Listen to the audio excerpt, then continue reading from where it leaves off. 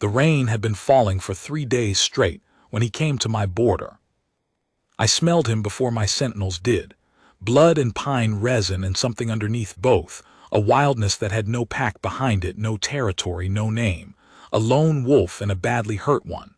The scouts brought me word just before dawn, their voices careful the way voices get when the news might go either way. Rogue male, adult, unconscious at the eastern ridgeline. No markings they recognized. I pulled on my coat and walked out to see for myself. He was big. That was the first thing. Bigger than any male in my pack, and my pack ran to size 3 generations of careful bloodlines, deep-chested, long-limbed, bred for the mountain winters of the Vashara Range. He was larger than all of them.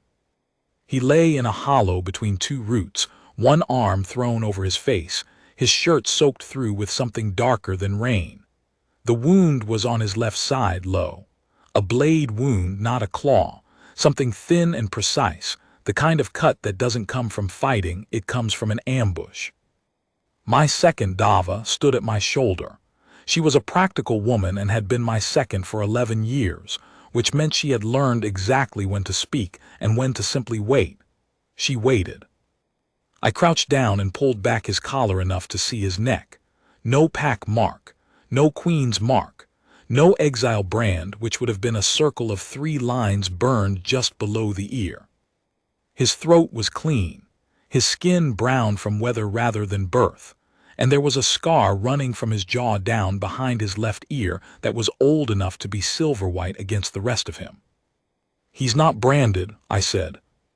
"No," Dava's voice was neutral, which means he's either unaffiliated or he's been running long enough that any pack record of him has lapsed. Or he was never registered to begin with. She didn't answer that one.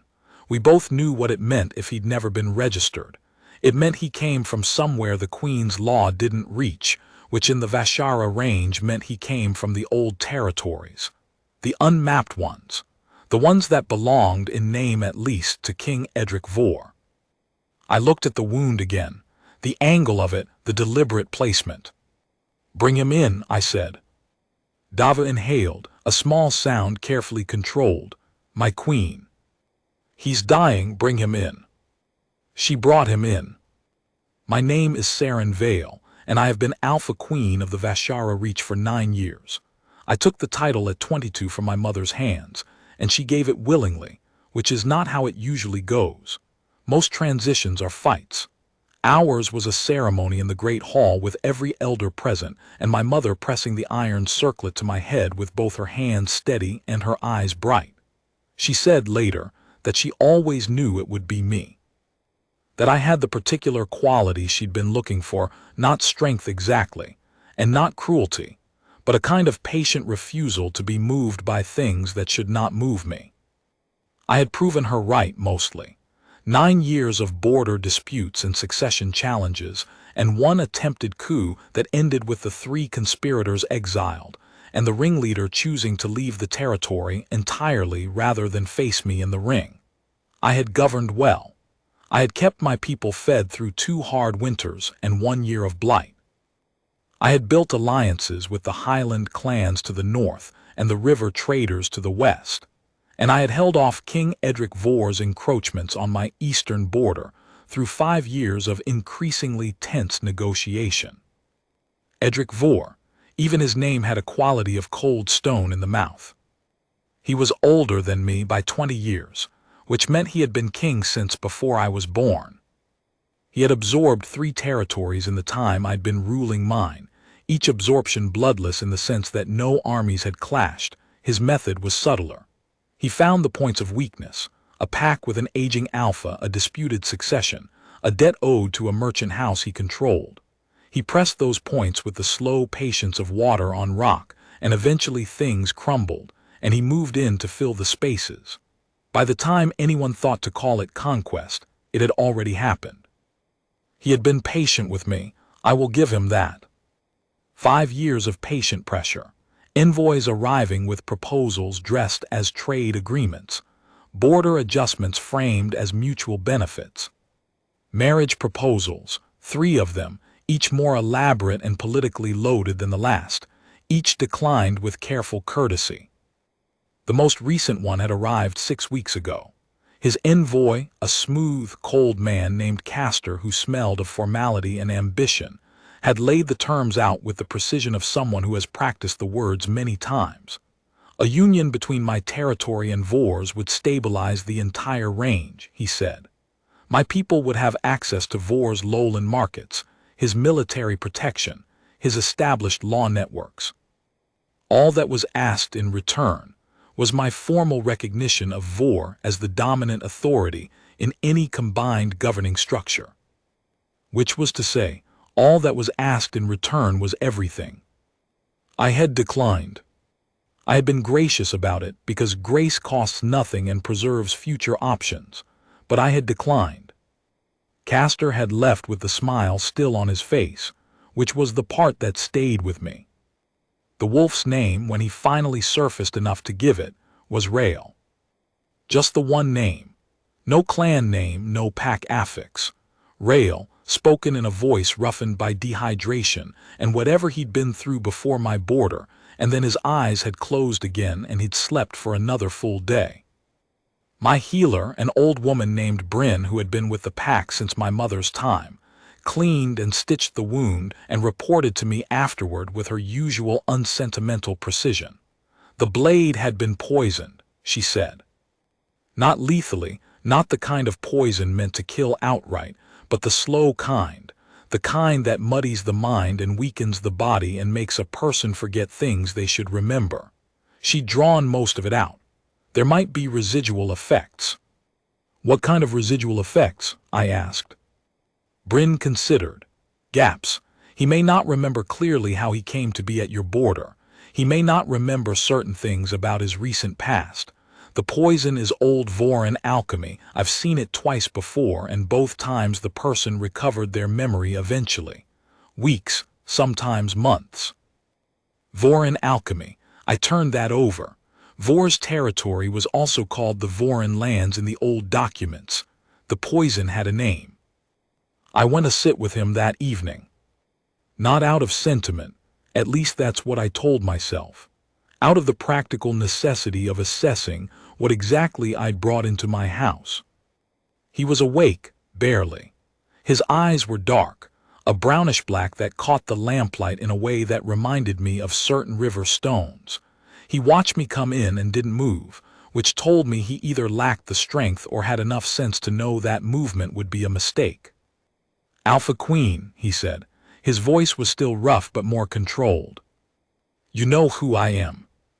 Everyone in the range knows who you are. I sat down in the chair beside his cot. And who are you? Rael, the same single name. No pack. A pause. Not anymore. Where did the wound come from? The pause this time was longer, and I watched his eyes do something careful, not evasive exactly, but internal, like a person searching a room for something they know should be there and finding the room unfamiliar. I don't remember clearly, he said at last, and it had the texture of a true statement rather than a strategic one. Bryn tells me you were poisoned with a Voran compound. Nothing crossed his face. He was either very controlled or the information meant nothing to him, and I couldn't yet tell which. You can stay while you recover, I said. After that we'll speak again. He looked at me for a moment with an expression I couldn't fully catalog. Something between wariness and something else, something quieter. Why, he said, you don't know me. No, I don't, I stood, but you're hurt and I don't turn away hurt things. It was true, my pack knew it was true.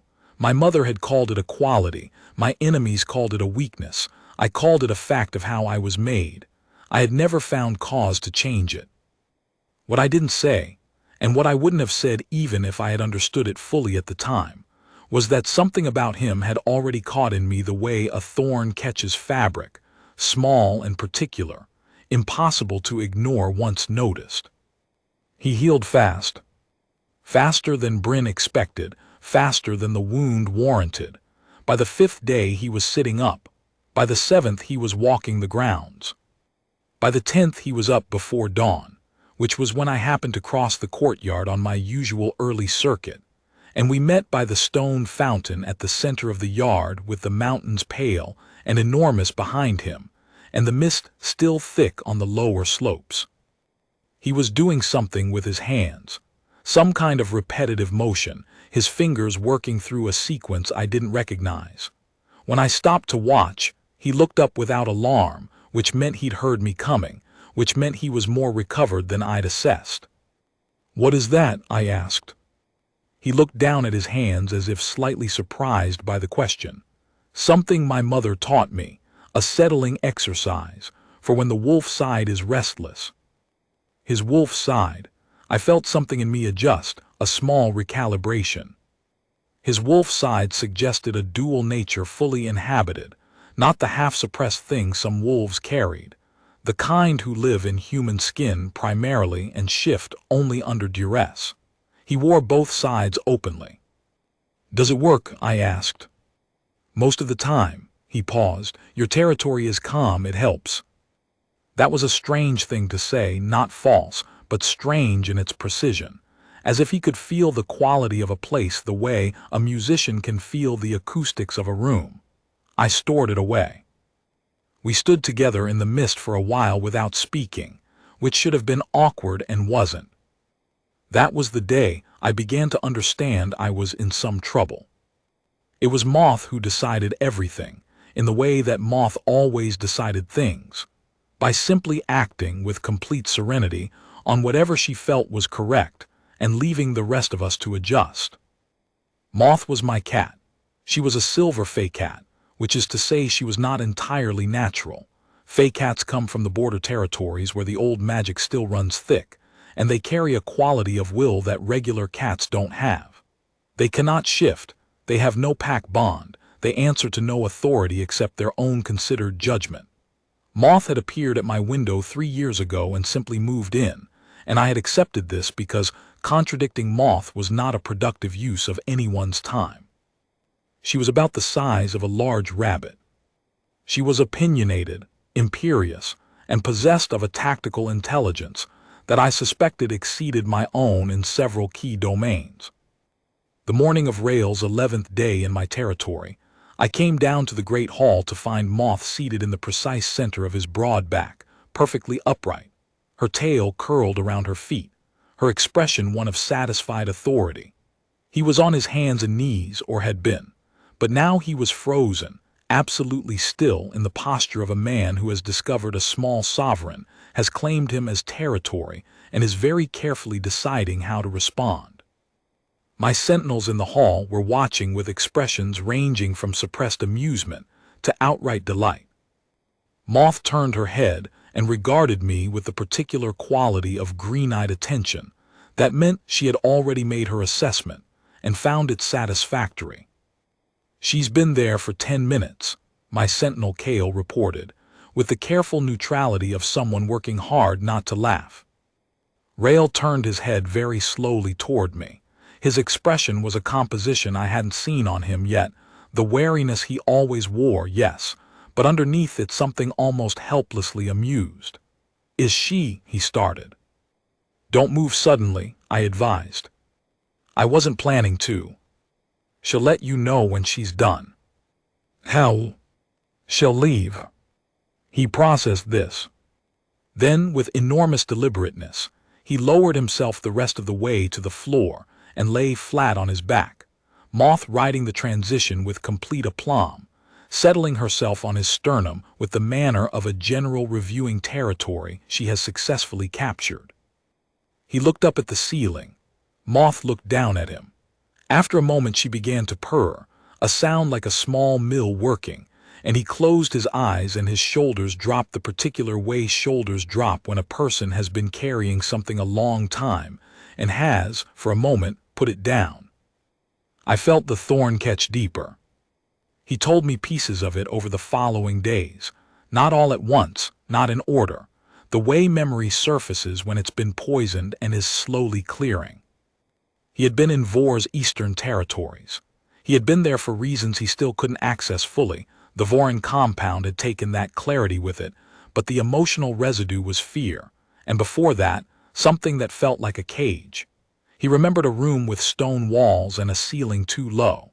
He remembered a man's voice, smooth and cold in the way of people accustomed to command, speaking about him in the third person while he was present, assessing him. He remembered being assessed the way a weapon is assessed, for function, for reliability, for how much damage it could do in the right circumstances. He remembered not being asked, "Do you know what they wanted you for?" I asked one evening. We were sitting on the upper wall, watching the sun go down over the western peaks, which had become a quiet habit between us that neither of us had formally decided on. "Something involving you," he said. I turned to look at him. "I think," he met my eyes steadily. "I don't have the full shape of it, but there's a feeling when I try to access that time, and the feeling has a direction. It points here, to you, to your territory." A pause. "I thought you should know." He had been sent here. That was the thing under the words. Someone had pointed him at me the way you point a weapon, and either the poison was supposed to keep him cooperative or he had broken free of it before it fully set. I didn't know which. I wasn't entirely sure he knew.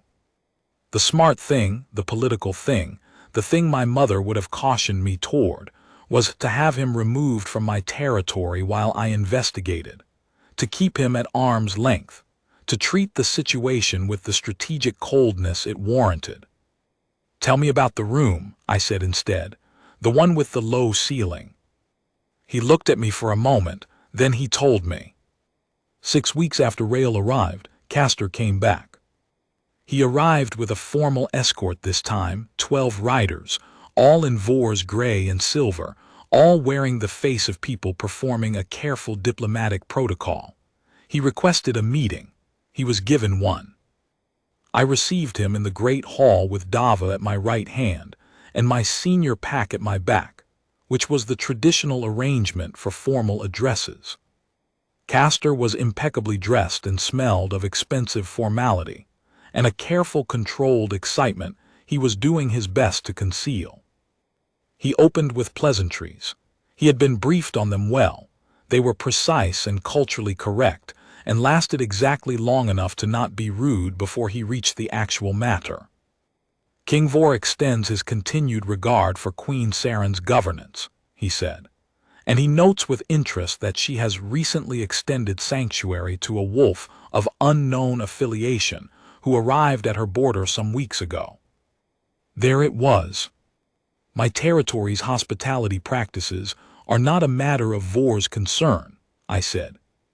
"No," Castor agreed, with the particular quality of agreement that contains a contradiction in its pocket. "However, King Vor has an interest in the individual himself. The wolf goes by the name Rael. He is a subject of the Voran lands, and his presence in your territory without formal extradition creates a complication in the relationship between our domains." I considered him, a subject who bears a wound from Voran alchemy. The circumstances of his departure from the Voran lands were, Castor paused, modulating, regrettable. There was a misunderstanding. The king wishes only to resolve it. A misunderstanding. I thought of the stone room, the too low ceiling, the voice discussing a person in third person while he stood there. "The king wishes also," Castor continued, "to extend once again his offer of a formal alliance. The terms remain as previously stated, with certain additional." "No," I said. Castor stopped. "The answer to the alliance proposal is no, as it was the last time, as it will be the next time." I let a beat of silence pass, calibrated. "As for Rael, he is a guest under my roof and under my protection. He is not a subject of any domain I recognize, and I recognize no extradition claim on my guests." Castor's careful smile remained exactly in place, which meant he had prepared for this answer.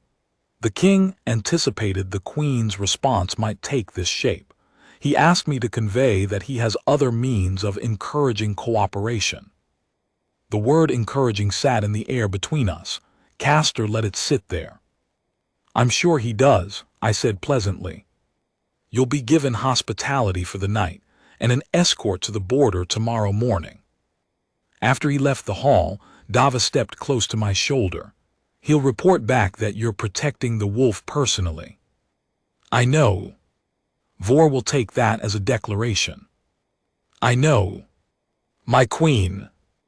I know, Dava. I kept my voice level. Get me the border reports from the last 2 weeks, all of them tonight. I found Rail in the training yard an hour after sunset, which was where I'd started to find him most evenings. He was running forms, the kind of movement practice that wasn't quite fighting and wasn't quite dance, something in between, the kind of thing that comes from very long training in something very specific. He moved with a quality that I'd been trying to name since I first watched him and had finally settled on. He moved like someone who had been made into a weapon and had spent years quietly reclaiming his own body. He stopped when he saw me. He could read faces. I'd learned that about him. He read mine now. Castor, he said. Castor, I confirmed. He was quiet for a moment. He wants me back. He wants you back and he wants me cooperating. In that order, I think. You said no. I said no. He stood looking at me with those dark riverstone eyes, and the old silver scar caught the torchlight, and I thought again about what Bryn had said about the Vorin compound, the gaps it made, the things it took away, the slow, deliberate erasure of a person's recent past, not accidental, purposeful. Whatever they wanted you for, I said, they went to a great deal of trouble for it. The planning alone, getting you to my border wounded and poisoned in exactly the right way to guarantee I'd take you in, that's not improvised. That's months of work. He went very still. You think I was placed here intentionally? I think the wound was placed. I think the poison was placed. I think where you ended up was placed. I looked at him steadily. I don't think you were cooperating. Something moved through his eyes, not relief exactly, but the particular thing that happens when a fear a person has been carrying alone is finally said out loud by someone else, and isn't dismissed, and can now be looked at in company. I can leave, he said. It would remove the complication for you. You'd be dead within a week. Probably. Then no, I said, you're staying. He looked at me for a long moment. Why? He said, the same question he'd asked in the sick room weeks ago, and I gave him the same answer because it was still true. Because I don't turn away hurt things. Then quieter, with the thorn so deep now I'd stopped trying to deny it was there.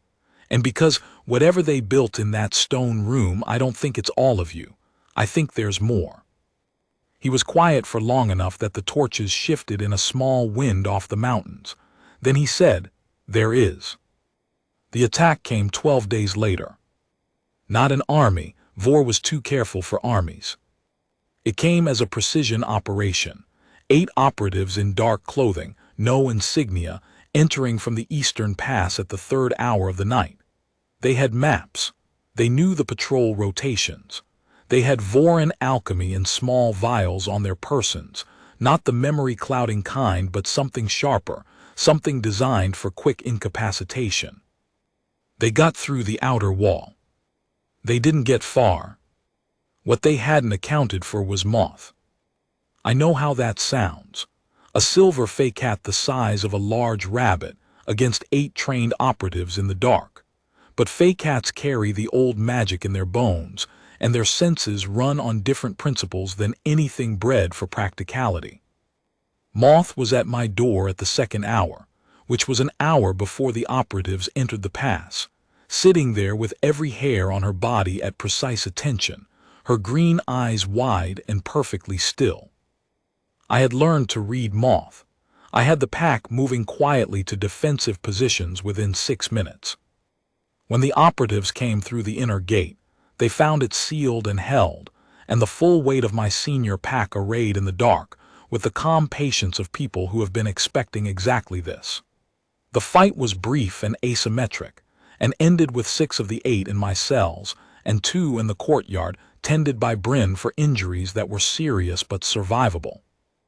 Rail was at my left shoulder through all of it. He had appeared at the first alarm without being summoned, carrying no weapons because he hadn't been given any, but that hadn't mattered much because he had been a weapon long before anyone gave him iron to work with. He moved through the brief chaos of the inner courtyard with a focused economy of motion that said volumes about the training in that stone room, the function and reliability and damage capacity Vor had assessed and wanted for his own use. He fought at my side like he'd been doing it for years.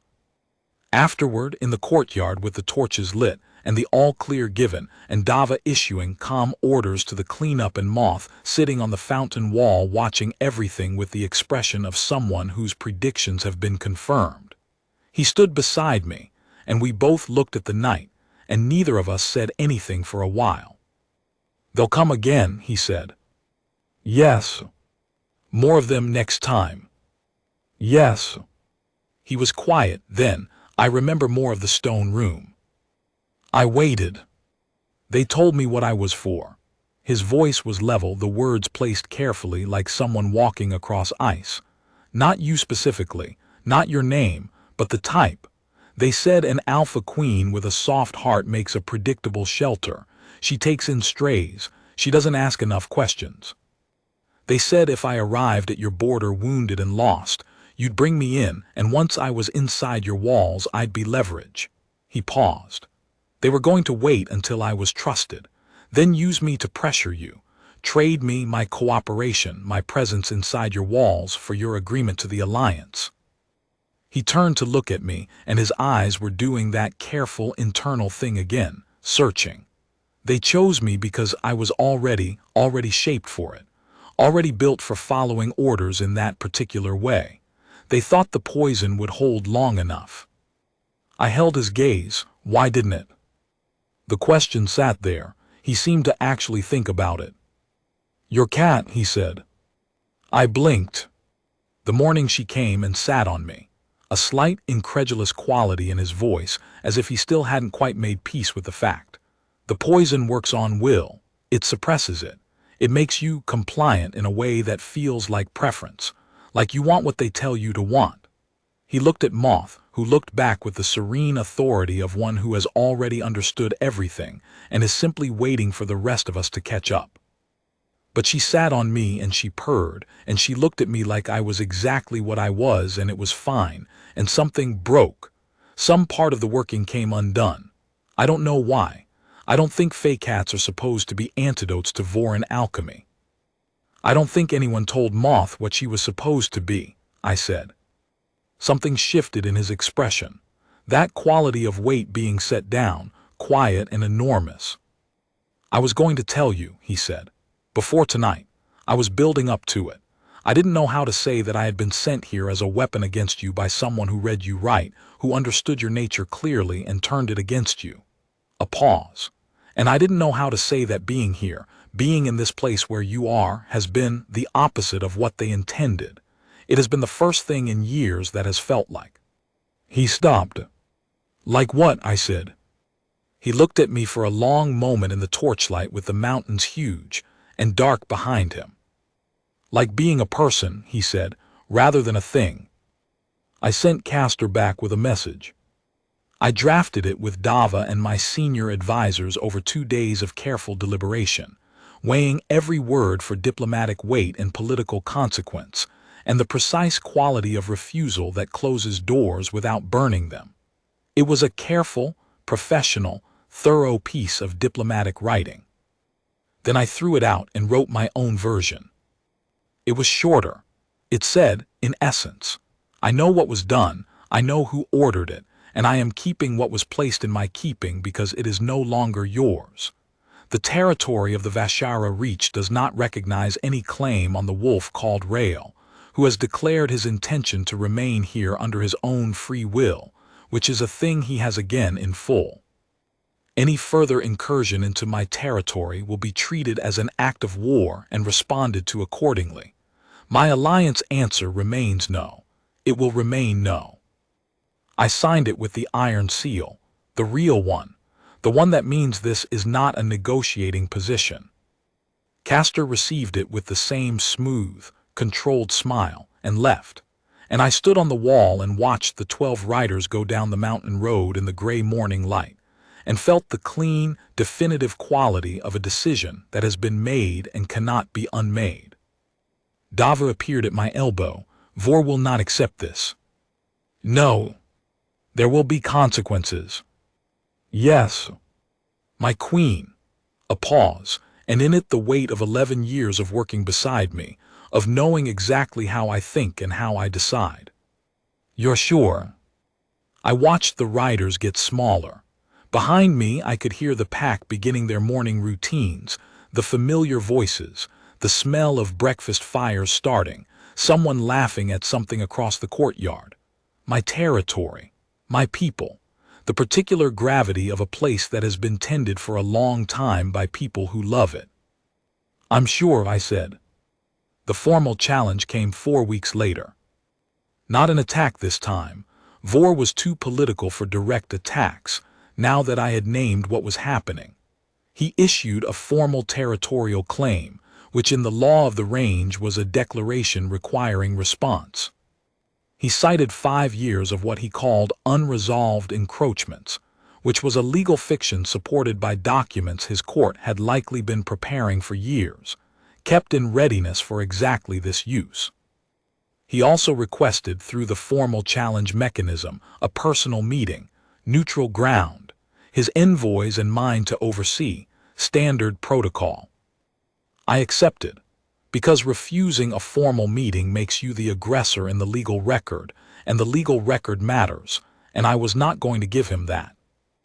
We met at the border crossing at Ven's Pass, where the stone marker has stood for 200 years and where, by long custom, neither side brings more than 5, and weapons are declared and sheathed. I brought Dava, 2 of my senior pack, and Rail. I will not pretend that last choice was entirely strategic, though it was that too. Rail at my side at Ven's Pass, facing Vor's party across the stone marker, that was a statement that could not be misread. He is mine, and I am not afraid of you knowing it.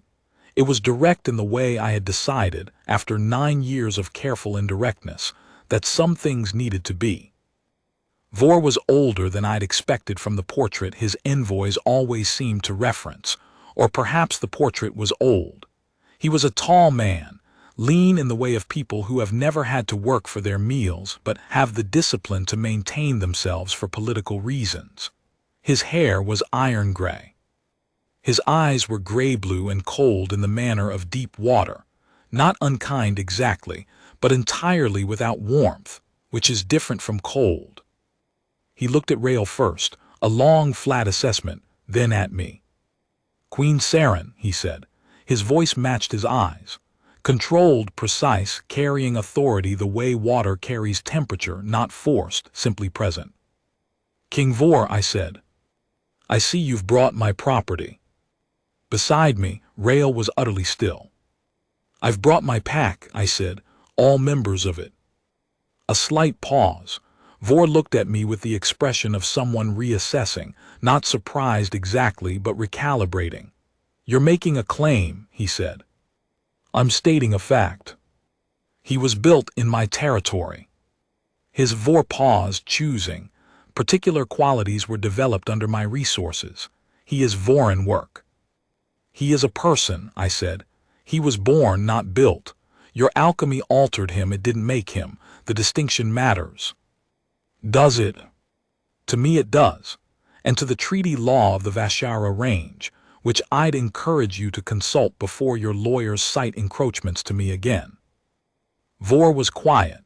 The wind came through the pass cold and smelling of snow at altitude. His 4 attendants stood perfectly arranged, faces neutral, performing their function. You would go to war over a stray, he said.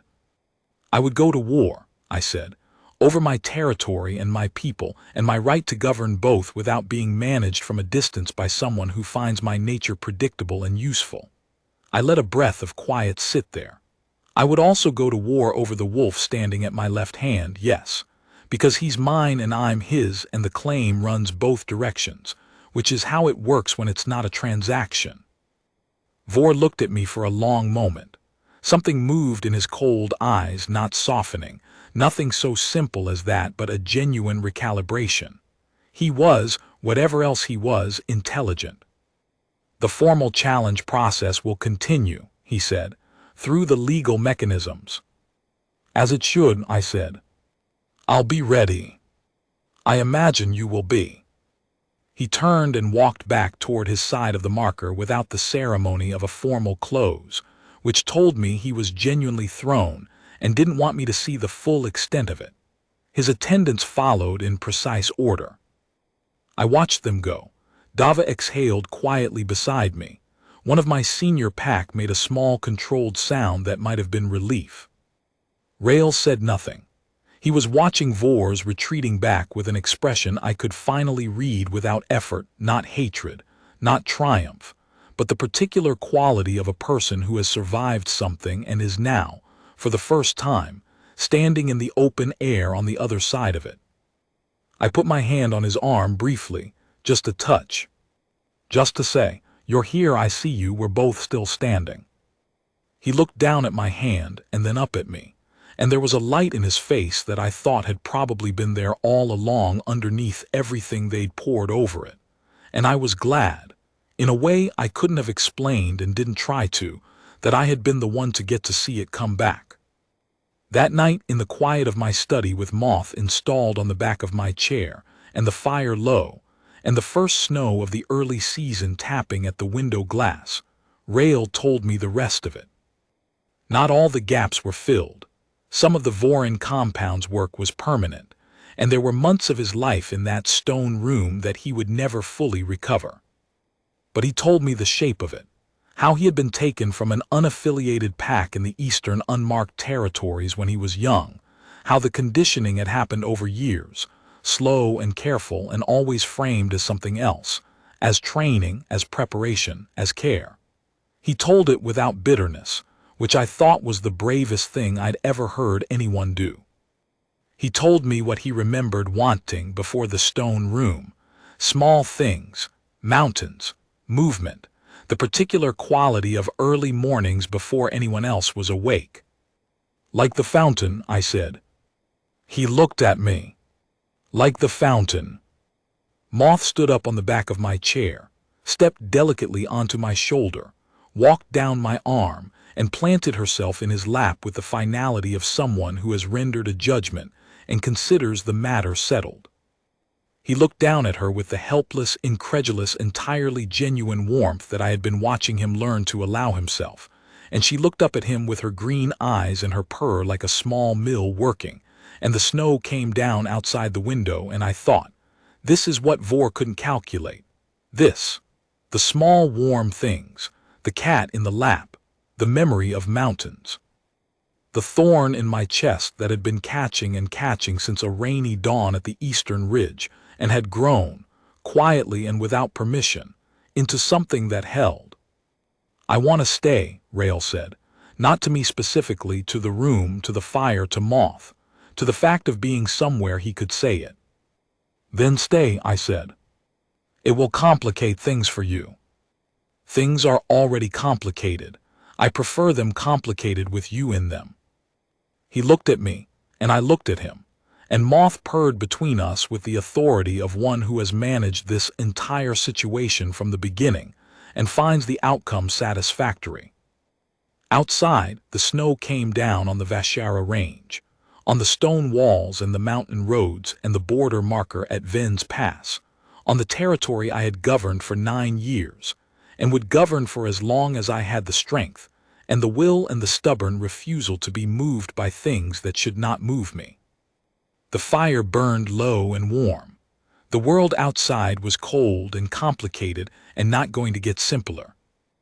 I had been told once by Vor's first envoy, the one before Castor, that my greatest vulnerability was my open-handed nature, that a queen who takes in strays cannot hold territory in the long run.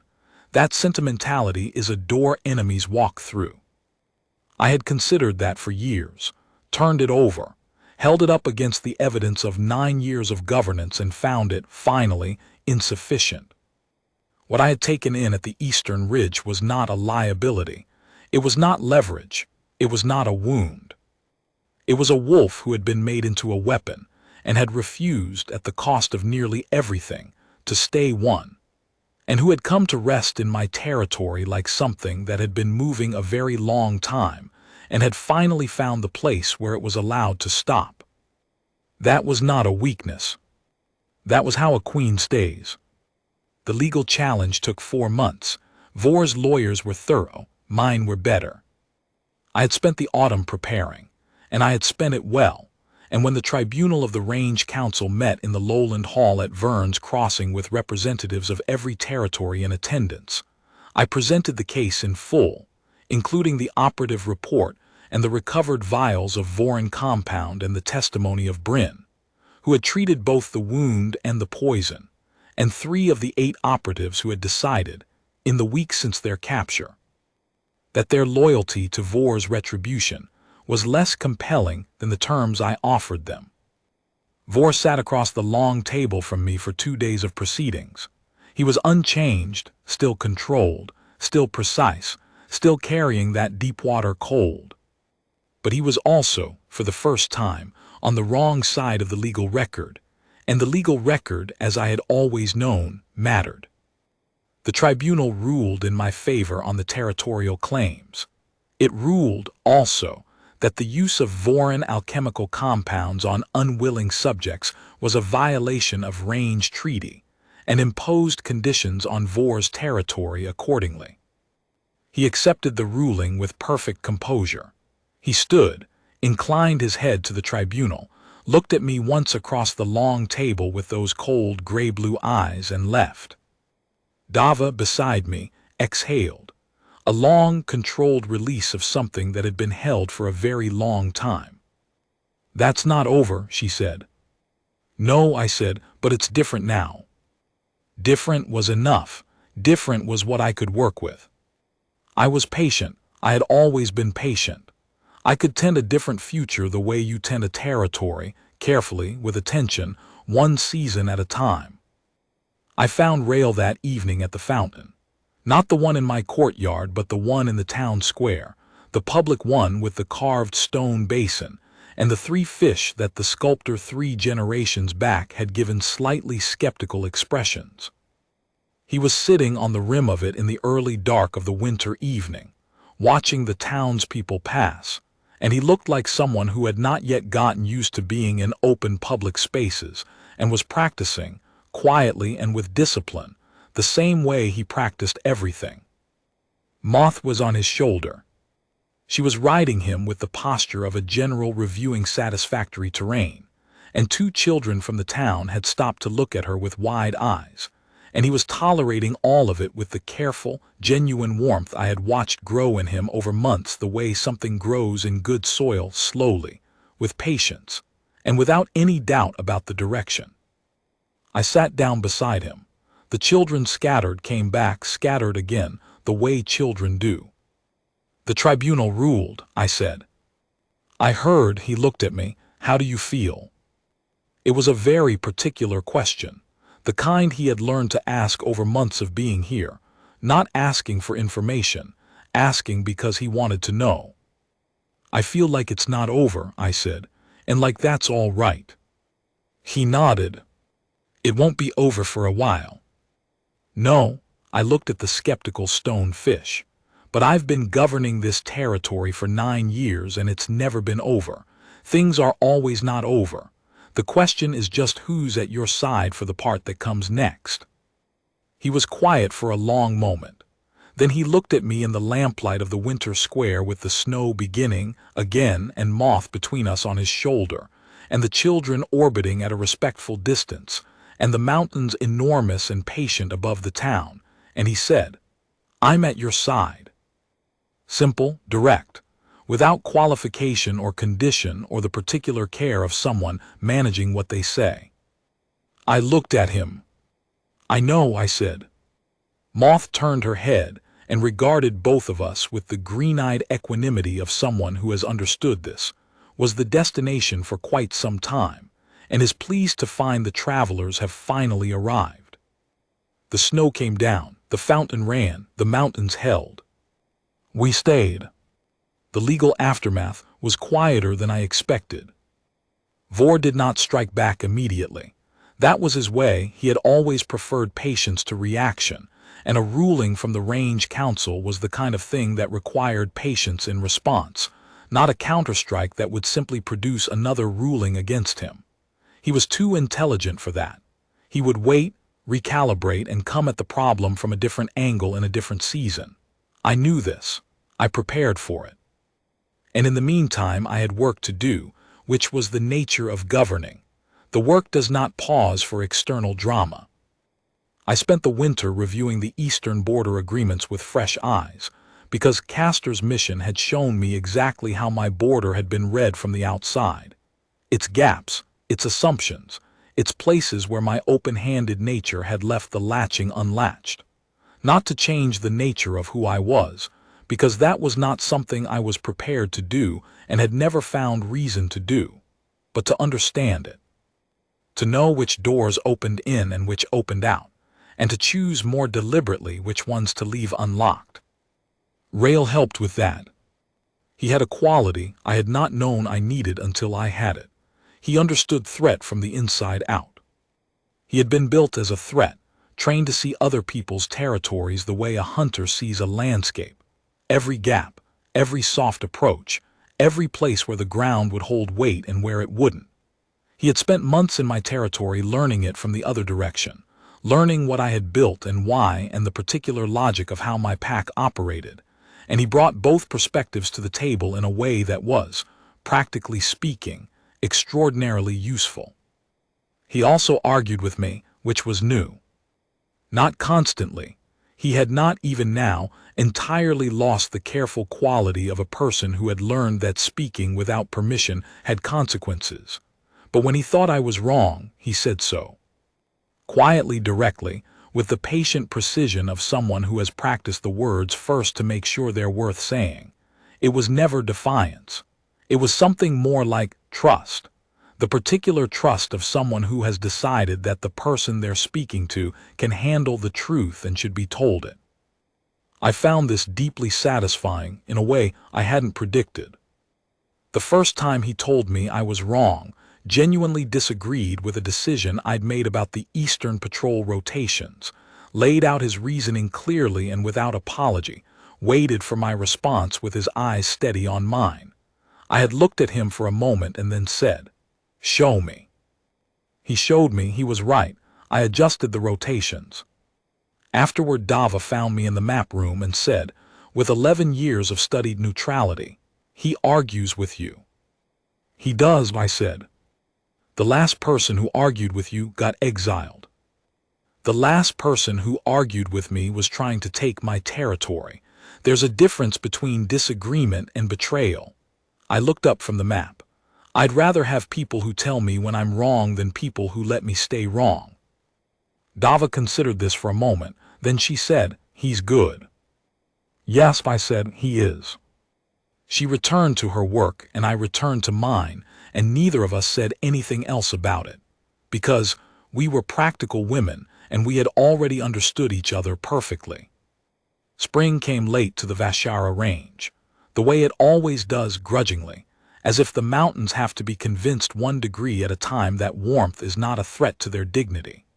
The snow retreated up the slopes through March and halfway through April, and the lower passes opened, and the first trading caravans of the season came through with news from the lowlands and goods that my people had been waiting for through the long winter.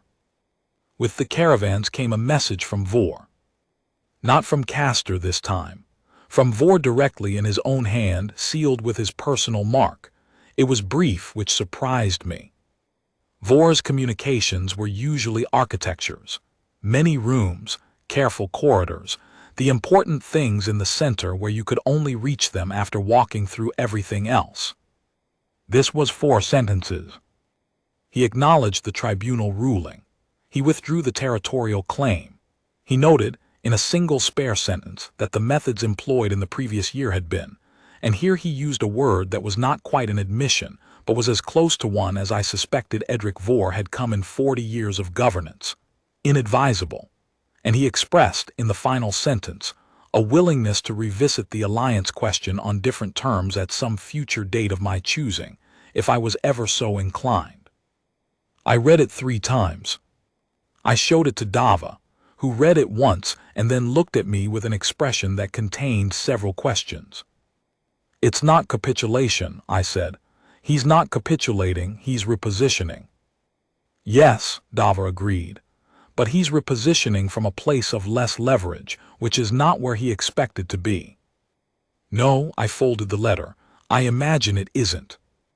I wrote back 4 sentences of my own. I acknowledged the withdrawal. I noted the tribunal conditions would continue to be monitored. I declined, for now, to revisit any alliance question, but left the future open in the particular way that diplomatic correspondence leaves futures open when it is not closing doors on them. And I signed it with my full name and the iron seal. Not a victory speech, not a declaration. Just a queen writing a letter to a king, and meaning every word of it. I gave it to the courier, and watched him ride down the mountain road in the early spring light, with the snow retreating above and the first green of the lower slopes coming up, and the range spreading out below in every direction, old and enormous and not belonging to anyone except the people who tended it. The day Rail formally joined my pack was a ceremony and also not a ceremony.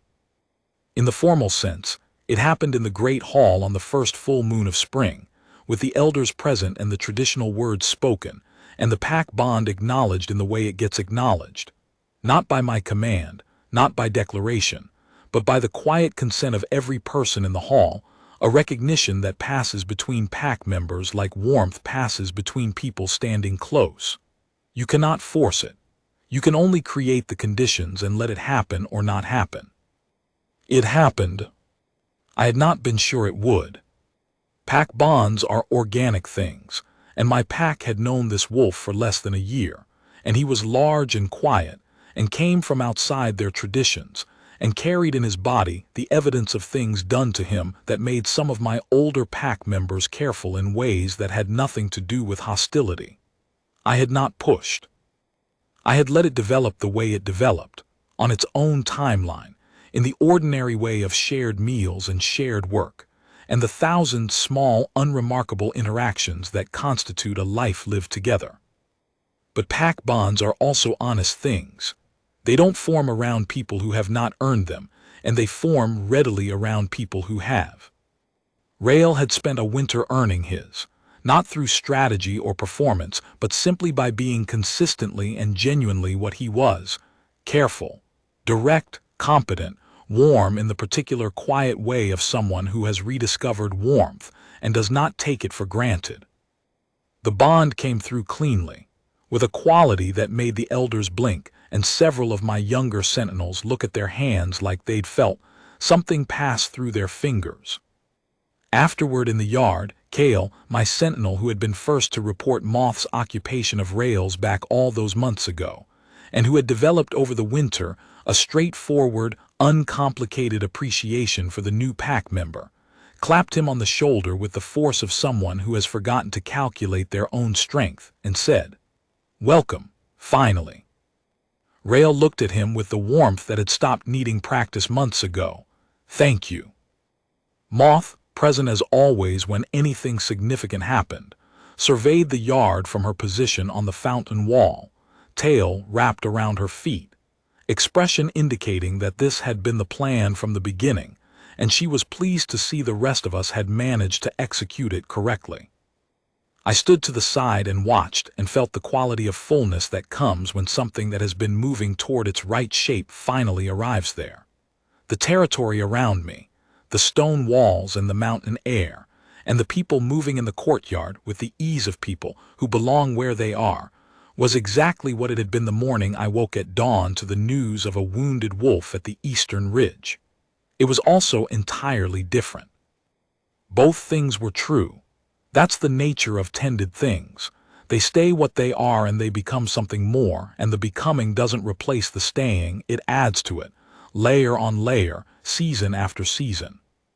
Rail came to stand beside me, as he always did, and we watched the pack in the spring evening, and neither of us said anything for a while. Then he said, "Your cat is insufferably self-satisfied." "She's been self-satisfied since before either of us were born," I said. "She's earned it." Moth, as if she had heard, and she probably had, because Moth always heard everything that was any of her business, turned her head from the fountain wall and regarded us with her luminous green eyes and her purr like a small mill working. And the spring evening came down warm and unhurried over the Vashara range, and the mountains held their enormous patient shapes against the sky, and we stayed. We stayed and we tended what we had, and that was enough. That was more than enough. That was everything.